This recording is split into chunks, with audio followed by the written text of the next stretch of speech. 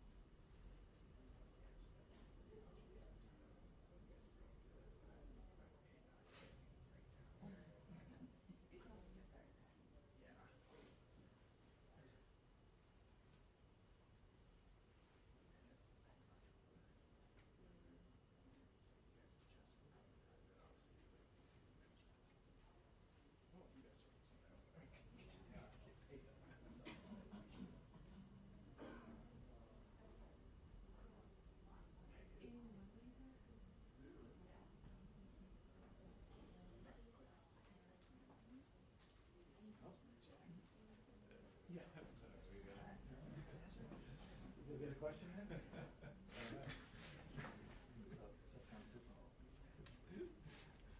Should I sit here and fill out the TV screen?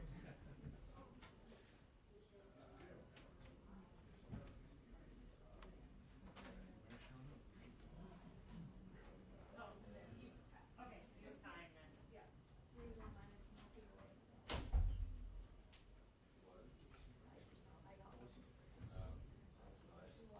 How you doing? Good, how are you? Yes, you can go to your meeting at 1:30. Outstanding. I was apparently needed to give approval. Yeah, I was ready to move things if I had to. I didn't think it'd be necessary.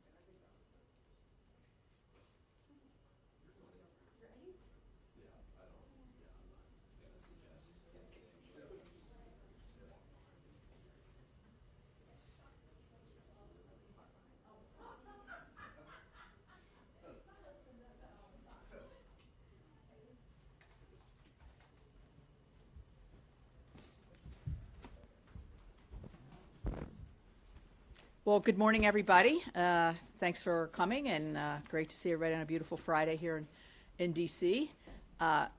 Before we start talking about the topic at hand, I think it's important to point out that today is the beginning of Women's March Madness, and we're going to have some really good women's basketball. And so my passion for sports will be my West Virginia Mountaineers are kicking off tomorrow in Morgantown. Actually, I think the girls kick off tomorrow. Kick off in Morgantown, and we're really excited. The whole state, they're going to pack the stadium for the West Virginia Mountaineer women's football team. Women's basketball team, sorry. So, with so much emphasis on the Save America Act that we've been talking about and the leadership of Senator Schmidt and Senator Blackburn, we wanted to talk about an issue that we've talked about a few times, but I think is still very important. It's about fairness again.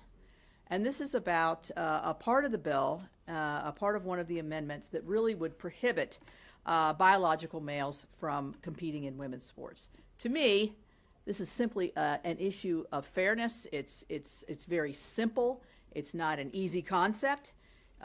Many of our women, and we know what women's athletics does for women as they grow into adulthood, leadership skills, learn how to win or lose, learn how to have focus. But they want to have a chance to win, and they want to have a chance to compete fairly. And we've seen across the nation where this has been an issue, either swimming teams, track and field, volleyball teams, you name it, where the unfairness of having biological males competing against women has set up unfair situations, made our women uncomfortable in the locker room, on the playing fields, and at their colleges and universities and high schools. So we are going to be voting on the Tuberville amendment, the Tuberville bill, which will be the amendment tomorrow. And I overwhelmingly support Senator Tuberville's bill, but also these guys here that are here with me today who feel just as passionately about me, about the fairness of having women's sport be for women and be for women athletes. So I'm going to turn it over to Marcia. All right. Thank you so much. And yes, indeed, we have passed 50 years of Title IX. And as we have done that, we have seen participation in women's sports increase to the point that before Title IX was put in place, we had less than about 300,000 women in high school and college that were competitive in sports. Now that number is over 3 million. This is a good thing. And as Senator Capito said, what you have is an opportunity for women to compete, to excel, to get scholarships, to learn how to be a part of a team, and to learn how to lead a team. A very important skill that they develop as they go through high school and college and move into their careers. Now, most women are not going to play pro sports, but they really benefit from the opportunity to compete and be a part of a team and excel and get that scholarship, pay for their education as they're in high school and college. All good things. Now, the Democrats have decided they would like to really rip apart Title IX. The reason they want to do this is because they would choose to erase the women's category in sports. So as we began March Madness, think about this, because it would remove that opportunity for women. And I will tell you this, in Tennessee right now, today, there are girls on spring break that are out there bouncing that basketball in the driveway at their house, dreaming of being a Lady Vol and playing for the Vols, dreaming of playing for Vanderbilt, because they see these female athletes. They watch how they train. They get into supporting them and cheering for them, and they also want to be able to know that experience. So, keeping boys out of girls' sports, protecting girls' sports, protecting Title IX, We're going to provide the opportunity this weekend for our colleagues across the aisle to cast that vote. Are they going to support women, or are they going to tear it down and demolish the opportunity for females in sports? We also are going to provide them the opportunity to weigh in on gender mutilation. This is something many states have outlawed, the gender mutilation of minors, and prohibiting these transgender surgeries against minors. So they'll have the opportunity to weigh in on that.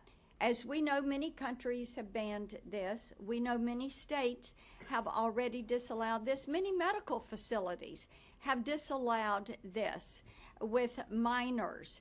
And we will provide that opportunity for them to stand with and support children, or to push for that to continue. So I'm going to turn it over to Senator Schmidt. Thank you. Thank you, Senator Blackburn, Senator Capito, for your leadership on this. We are going to have an opportunity to see where people stand over the next few days on a whole host of issues. We've got the underlying substitute amendment that saves our elections, and then, of course, saving our kids and saving women in college sports. And so I appreciate their leadership. And I just think so many times in Washington we get caught up in kind of this day-to-day minutia of things. And when you're at home and you talk to like real people outside the Beltway, this is the kind of stuff that they can't believe we actually have to debate up here. They can't believe that we would allow men to compete in women's sports. They can't believe that people like Peyton McNabb, a female volleyball player, has permanent whiplash, had a brain bleed, and a concussion because a man pretending to be a woman spiked the ball and hit her in the face.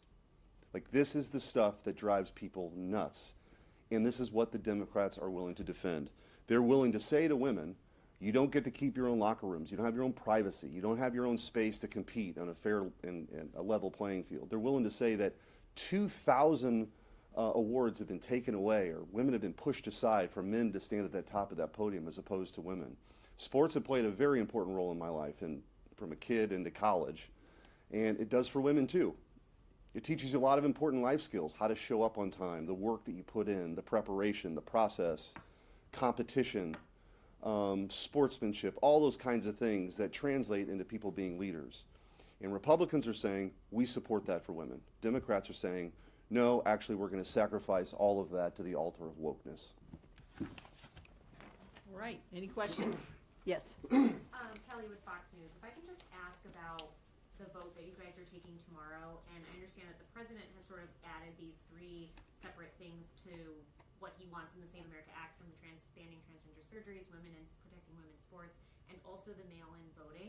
Why tomorrow, when you take this vote, only couple those 2 points that Senator Blackburn outlined together, and not the mail-in voting? Yeah, can I address Yeah, that real quick? please do. So the way to get into too much process here, the tree is being filled, the amendment tree is being filled. So you have the base bill that came over the House, my substitute amendment that has all 5 of the president's priorities and the priorities of the American people. That is sort of sitting there. What we're going to do is individually offer some of these amendments that are also in the substitute bill that I have. Ultimately, we are going to vote on that as well. We're going to vote on it as a package that includes the mail-in balloting protections as well. But why couple these 2 together? Well, no, we're doing one at a time. So we'll have a vote. Tomorrow will be on the preventing men from competing in women's sports. Then the next amendment vote we will likely have will be the protecting kids from transgender mutilation. But ultimately, we will fall back to the president's priorities of, making sure you're a citizen. American elections are for Americans. Voter ID, protections from mail-in balloting, preventing the mutilation of our kids, and protecting women from sports, from men in their sports. Go ahead. Yeah. On this broader conversation about talking filibuster, using up floor time, giving people a lot of time to hold a debate on this, how did it come to be that this string of issues on elections, on sports, on transgender issues, how did Republicans decide that those are the ones that should kind of get the extra time on the floor? Well, I'll start and then you guys. Well, I think what we see here is the differences between Republicans and Democrats, really. And it's not just in terms of elections. It's in terms of, as we're talking about today, biological males and women's sports, gender mutilation, mail-in balloting. These are issues that are important to the American people. They're issues that we've tried to work on in the past, but they're extremely important to President Trump. And I think you saw it come over. When it came over, it just had the two provisions of citizenship and voter ID. And so, yesterday, I think yesterday was quite an interesting day because our colleague, Senator Husted from Ohio, offered a unanimous consent on the heels of Senator Schumer saying voter ID seemed sort of, I don't know exact words, but seemed to be more accepting of voter ID. So Senator Husted from Ohio says, okay, let's vote on that separately. And we couldn't even they knocked that down. So I think what we're seeing here is the stark differences between not just our philosophies, but our belief systems in several things. And we've coupled these together. And I don't know if anybody wants to add anything on that. I would just say that the reason they're tied together is when President Trump gave his second inaugural address and this historic comeback that a lot of people dismissed, that the opposing party tried to throw him in jail for the rest of his life, and the American people sent President Trump back here, and he talked about a return of common sense. This is a common sense package. You really, 80-20, 90-10 issues, even Democrats support this. In fact, if the ghost of Chuck Schumer in the 90s could whisper into his ear and tell him to vote for this, we would welcome that, because Chuck Schumer was all for voter ID just a few years ago. What has changed? What's changed is that Democrats have completely lost their way. They've lost touch with the concerns of real Americans, and I think this package draws that distinction. Senator Schmidt? Yeah. Question. Some of your Republican colleagues even have expressed concern that this bill becomes effective immediately upon enactment and that the primaries are already underway. Have you been assured by election administrators that they would have enough time to implement the changes required in this bill and that voters would have enough time to acquire proper documentation before the next election, the primary general? Yeah, I mean, these are common sense protections. Honestly, and this isn't, these issues are not, they didn't used to be partisan. In fact, the Carter-Baker Commission of 20 years ago, which was a bipartisan, it was Jimmy Carter and James Baker, sat down and said, what can we do to protect the integrity of our elections? They came up with a list of 10 suggestions. And what they came to the conclusion is that in-person voting is the most secure. If you're going to have absentee ballots, you can't have a system where they're just mailed out to everybody. You have to request them and show, prove who you are, and photo ID is part of that too. So it wasn't that long ago. This was widely accepted as the best way to do it. And so I think states have been given ample time to implement this. In fact, most states, quite frankly, have something very similar to this already. With photo ID protections, Missouri has protections. If you have to request a mail-in ballot, you actually have to sign an affidavit with a notary, actually, in Missouri, saying you're disabled or you're homebound or you're a caregiver. All these things are reasonable to ensure that people can have faith in their elections. I think what's lost in this debate is maybe one, if not the most important thing, certainly one of the most important things we can do in this republic, and certainly in our time and service, is for people to really believe that their vote matters, that it's not being drowned out by an illegal immigrant that's come here who's now getting to vote, because you know who that disenfranchises? Actually American citizens. And so that's where our allegiance lies with the Democrats. Unfortunately, just like with deportations, their allegiance doesn't lie with the American people, it lies with illegal immigrants. They want them to vote. The Democrats are trying to figure out a way that's easier to cheat, and we object to that. Let me say a couple Yeah, of and things. then I think that'll On be the that, last question. Tennessee has been ranked the number one in election integrity. The systems exist to do this. IRS has a Social Security database that chronicles deaths, and states can run their voter roll against that. DHS has one on known illegal aliens in the country. They can run against that. It's a problem because 19 states have chosen to let those that are illegally in the country get a driver's license. And so motor voter becomes an issue. That is why these databases exist. So can they comply? Absolutely. Do the systems exist? Yes, they do. Are states using these systems? Yes, they are. And this would simply say what the American people have said they want to see, which is, number one, if you're illegally in this country, you are not going to vote in our elections. And number two, when you go to the poll to vote, please prove that you are who you say you are. Just the same as if you're going to pick up a child at school. Every time I go to one of my grandkids' schools, I turn in a photo ID. And they keep it in the office for the period of time that I am in that building. That's a good thing. And that's what the American people want to see in their elections. Thank you all. Thank you all. Thanks, guys. Way to go, Shelley. Oh, I said we